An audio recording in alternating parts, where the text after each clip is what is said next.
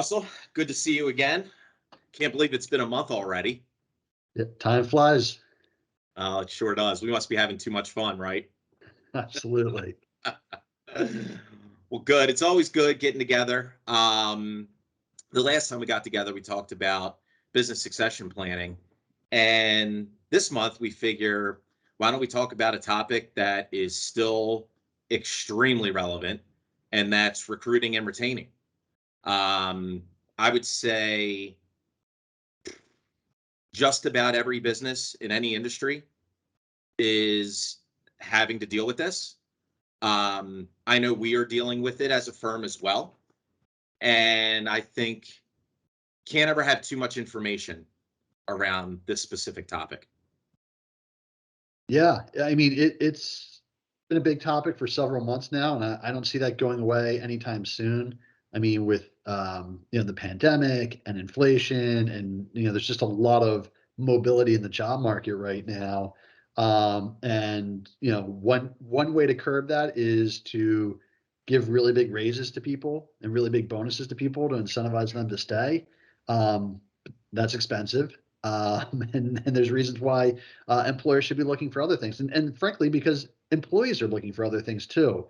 Cash isn't the only way, isn't necessarily 100% solution to this challenge. So I think that's a big thing for employers right now, is to try to figure out ways to engage their employees, attract them to stay. I mean, even what we talked about last month with succession planning, like that's part of it, is giving people a track, showing your employees kind of what their future could look like here, and what the opportunities are of staying where they are. That's a way to get through and connect with your employees as well. What have you seen out there, Mike? Very much the same thing. I feel like you hit the nail on the head when you talked about giving raises and bonuses. That they're nice, right? I think everyone likes having more money, but you can't just be doing that. It also has a lot to do with company culture, the flexibility of working remotely.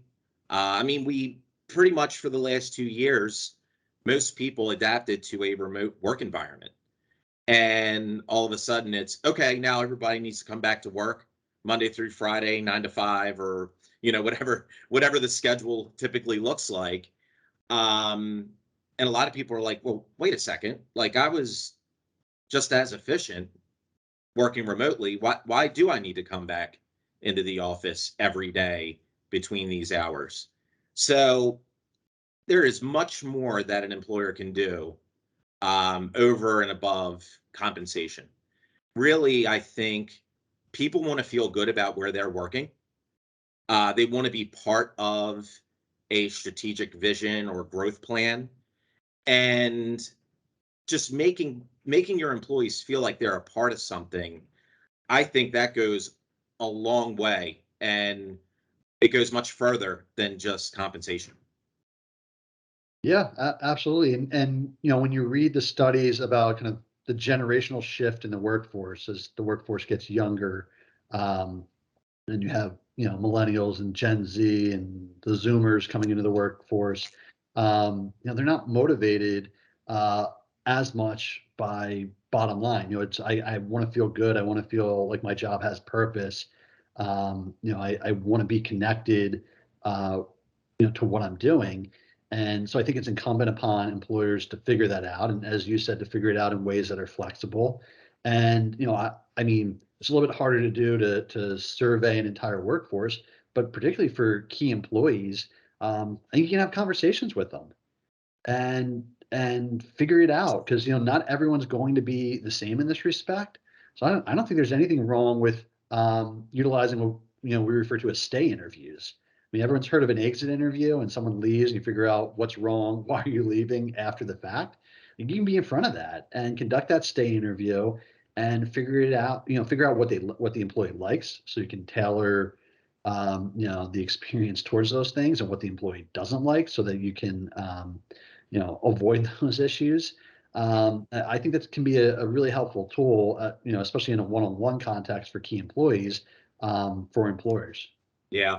You took the words right out of my mouth, Russell. stay interviews, they have become more and more popular and a term that is being used sort of widespread.